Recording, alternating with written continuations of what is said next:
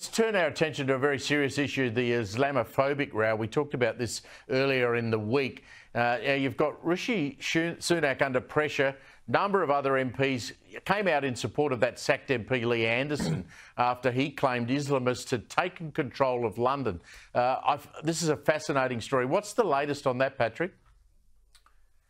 Yeah, so I spoke to Lee Anderson just a couple of days ago. He's absolutely not backing down over this. He is saying that he has the support of every right-thinking person in the country, and to be honest with you, I think he does. But the latest on all of this now is that Suella Braverman, the former Home Secretary, has come out swinging and actually saying, look, we do have people who live in Britain but are not of Britain. We have allowed people in who are essentially a Trojan horse, who hate Britain and hate, she extended that, Western civilization in general. A lot of people can simply see that with their own eyes. That is the reality when people see these hate marches that take place at the weekend and whenever certain international events erupt and rear their head. It's a devastating situation for our Prime Minister Rishi Sunak because he has lost his voter base, really, when it comes to these things. People think it's about time that people stood up to radical fundamentalist Islam.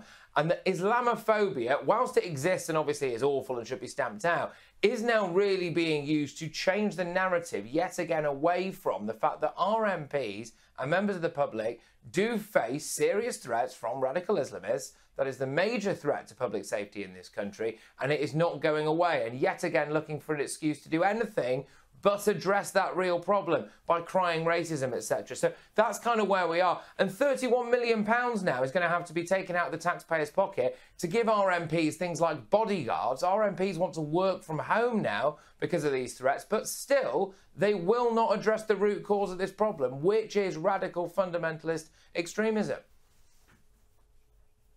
And he's very brave to speak out about it. Yeah, no, indeed, and it's cost him the whip. It's cost him his job essentially. It is brave. What the Conservative Party expected that he would do, which is what every other politician has ever done, which is say what they really mean, face a backlash, then apologise and say I didn't really mean it. And he's not done that. He's sticking to his guns. I say good on him. He has indeed, Patrick. Patrick, thanks for your time. Always a pleasure to catch up with you, my friend. Thank you very much.